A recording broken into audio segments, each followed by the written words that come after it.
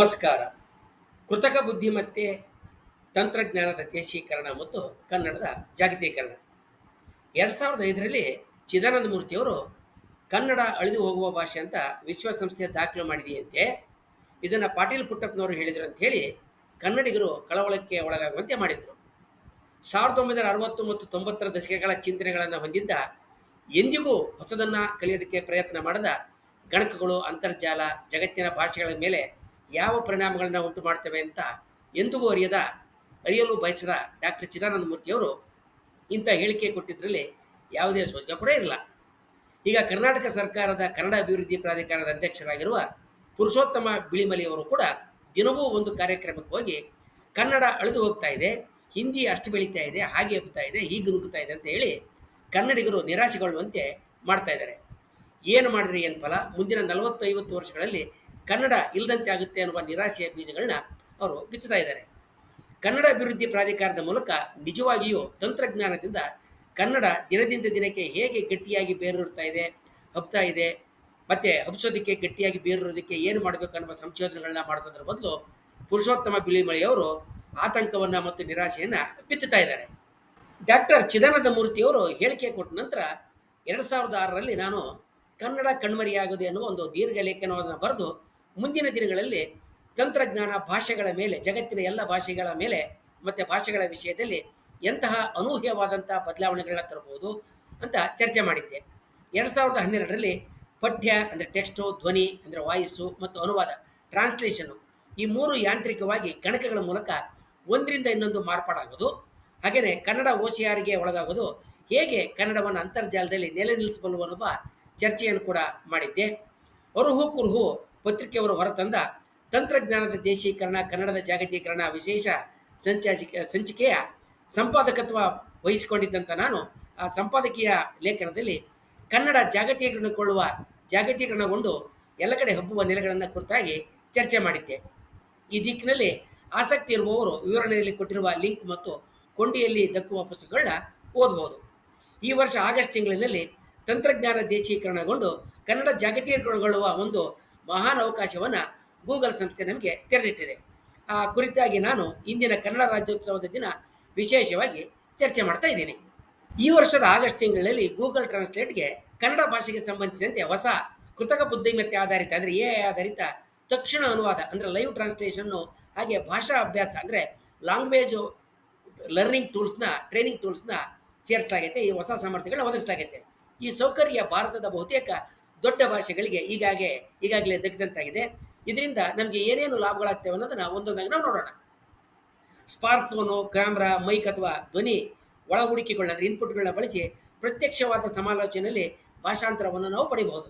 ಒಬ್ಬ ವ್ಯಕ್ತಿ ಇಂಗ್ಲೀಷ್ ಅಥವಾ ಯಾವುದೇ ಗೂಗಲ್ ಅನುವಾದ ಸೌಕರ್ಯ ಹೊಂದಿರುವ ಭಾಷೆಯಲ್ಲಿ ಮಾತನಾಡಿದರೆ ಇನ್ನೊಬ್ಬರಿಗೆ ಕನ್ನಡದಲ್ಲಿ ತಕ್ಷಣ ಧ್ವನಿ ಆಧಾರಿತವಾದಂಥ ಅಥವಾ ಪಠ್ಯ ಆಧಾರಿತವಾದಂಥ ಪಠ್ಯ ರೂಪದ ಅನುವಾದಗಳು ತಕ್ಷಣವೇ ಗೋಚರಿಸ್ತವೆ. ಕಾಲಕ್ರಮೇಣ ಕನ್ನಡದ ನುಡಿ ವೈವಿಧ್ಯತೆಗಳನ್ನ ಅಂದರೆ ಹಲವು ಬಗೆಯ ಉಚ್ಚಾರಣೆಯ ಪ್ರಾದೇಶಿಕ ಶೈಲಿಗಳನ್ನ ನಾವು AI ಮೂಲಕ ಅಂದರೆ ಕೃತಕ ಬುದ್ಧಿಮತ್ತೆಯ ಮೂಲಕ ಊಹಿಸಿ ನಿಖರವಾಗಿ ಗುರುತಿಸಿ ಅನುವಾದದ ಸಾಮರ್ಥ್ಯವನ್ನು ಕೂಡ ಈ ಪರಿಕರಗಳು ಹೊಂದಿರ್ತವೆ. ಕನ್ನಡಕ್ಕೆ ಮತ್ತು ಕನ್ನಡದಿಂದ ತಕ್ಷಣ ಅನುವಾದ ಅಂದರೆ ಲೈವ್ ಟ್ರಾನ್ಸ್ಲೇಷನ್ ಅಂದರೆ ಇತರ ಭಾಷೆಯಿಂದ ಕನ್ನಡಕ್ಕೆ, ಹಾಗೆಯೇ ಕನ್ನಡದಿಂದ ಇತರ ಭಾಷೆಗೆ ತಕ್ಷಣವೇ ಅನುವಾದ ಅಂದರೆ ಲೈವ್ ಟ್ರಾನ್ಸ್ಲೇಷನ್ ಮಾಡೋದಕ್ಕೆ ಗೂಗಲ್ ಟ್ರಾನ್ಸ್ಲೇಟ್ಗೆ ಹಲವಾರು ಹೊಸ ಭಾಷಾ ಅಭ್ಯಾಸದ ನೆರವುಗಳನ್ನು ಕೂಡ ಈಗ ಸೇರಿಸಲಾಗುತ್ತೆ. ಸಂದರ್ಭಕ್ಕೆ ತಕ್ಕಂತೆ ಪದಗಳು ಹೇಗೆ ಬೇರೆ ಬೇರೆ ಅರ್ಥಗಳನ್ನ ತಿಳಿತವೆ ಅನ್ನೋದನ್ನು ಗುರುತಿಸೋದಕ್ಕೆ ಬಳಕೆಯ ಉದಾಹರಣೆಗಳನ್ನು ಕೂಡ ಈ ಟ್ರಾನ್ಸ್ಲೇಟರ್ಗೆ ಒದಗಿಸಲಾಗುತ್ತೆ. ಪರ್ಯಾಯ ಪದಪ್ರಯೋಗ ಸೂಚನೆಗಳು ಕೂಡ ಈ ಹೊಸದಾಗಿ ಈ ಗೂಗಲ್ ಟ್ರಾನ್ಸ್ಲೇಟರ್ಗೆ ಸೇರಿಸಲಾಗೈತೆ. ಆದ್ದರಿಂದ ಇವು ಸಮಯ ಸಂದರ್ಭಕ್ಕೆ ಅನುಗುಣವಾಗಿ ಯಾವ ಪದಗಳು ಯಾವ ಅರ್ಥಗಳನ್ನ ಹೊಂದುತ್ತವೆ ಅಂತ ಕೂಡ ತಿಳಿಸಬಲ್ಲದು.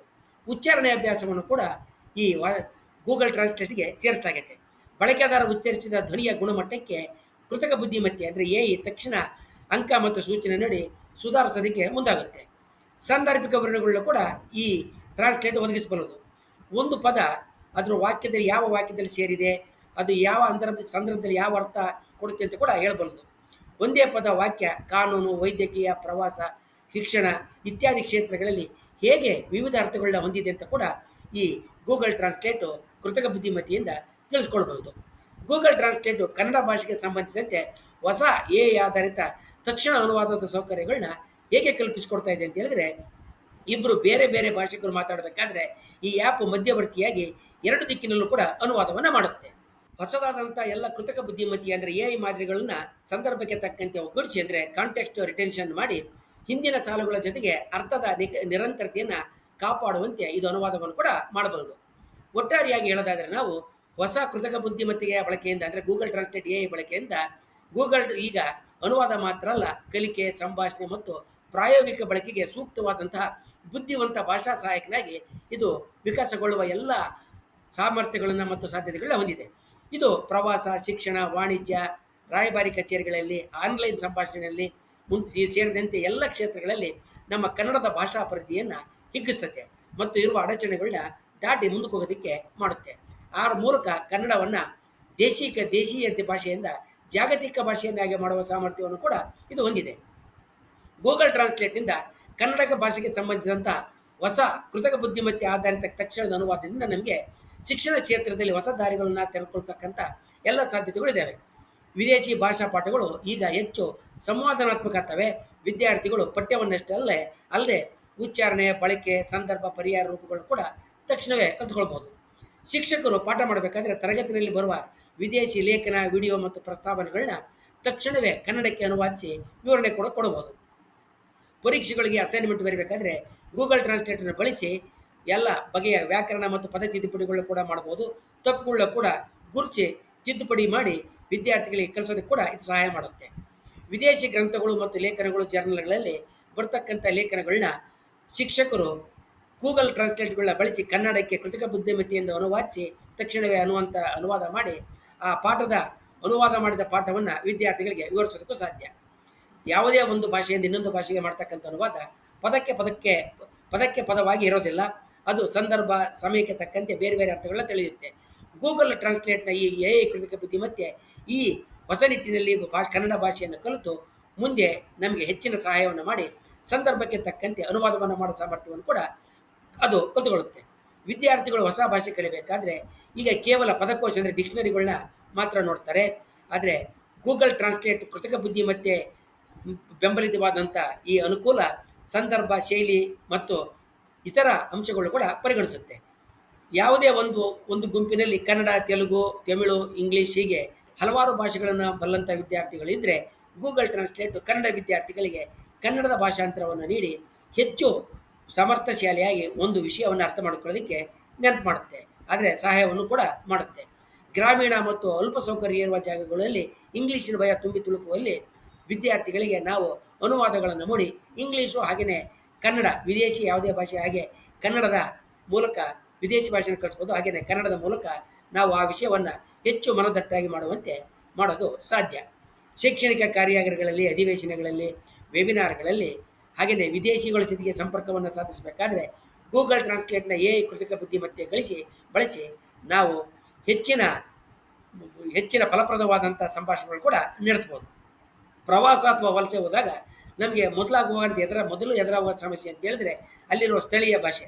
ನಮಗೆ ಇಂಗ್ಲೀಷ್ ಭಾಷೆಯ ಜ್ಞಾನ ಇರ್ತದೆ, ಆದರೂ ಕೂಡ ಎಲ್ಲ ದೇಶಗಳಲ್ಲಿ ಎಲ್ಲ ಸಂದರ್ಭಗಳಲ್ಲಿ ಇದು ನೆರವಿಗೆ ಬರುತ್ತೆ ಅಂತ ಹೇಳೋಕ್ಕಾಗಲ್ಲ.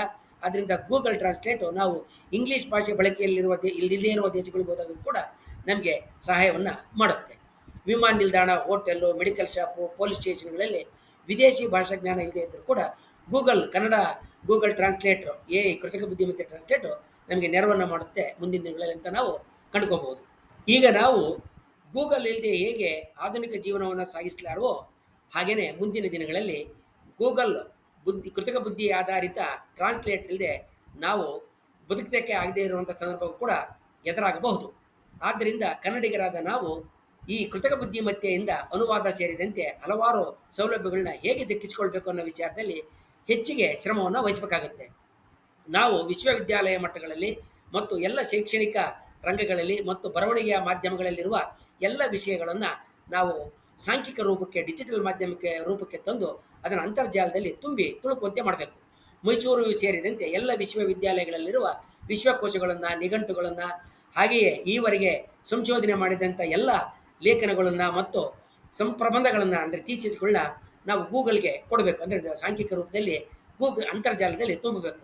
ಹಾಗೆ ಮಾಡಿದಾಗ ಗೂಗಲ್ ಕೃತಕ ಬುದ್ಧಿಮತ್ತೆಯ ಅನುವಾದಕ ಹೆಚ್ಚು ಸಮರ್ಥಶಾಲಿಯಾಗಿ ಉನ್ನತ ರೀತಿಯಲ್ಲಿ ಕನ್ನಡವನ್ನು ಯಾವುದೇ ಭಾಷೆಯಿಂದ ಇನ್ನೊಂದು ಭಾಷೆಗೆ ಭಾಷಾಂತರ ಮಾಡೋದಕ್ಕೆ, ಹಾಗೆ ಬೇರೆ ಯಾವುದೇ ಭಾಷೆಯಿಂದ ಕನ್ನಡಕ್ಕೆ ತರೋದ್ರಲ್ಲಿ ನಮಗೆ ನೆರವಾಗುತ್ತೆ. ಆಗ ನಿಜವಾಗಲೂ ತಂತ್ರಜ್ಞಾನ ದೇಶೀಕರಣಗೊಂಡು ಕನ್ನಡ ಜಾಗತೀಕರಣವಾಗುತ್ತೆ. ಆದ್ದರಿಂದ ನಾವು ಮುಂದಿನ ದಿನಗಳಲ್ಲಿ ತಂತ್ರಜ್ಞಾನವನ್ನು ಬಳಸಿಕೊಂಡು ತಂತ್ರಜ್ಞಾನವನ್ನು ದೇಶೀಕರಣಗೊಳಿಸಿ ನಮ್ಮ ಕನ್ನಡವನ್ನು ಜಾಗತೀಕರಣಗೊಳಿಸುವ ಪ್ರಯತ್ನವನ್ನು ಮಾಡೋಣ. ವಂದನೆಗಳೊಂದಿಗೆ.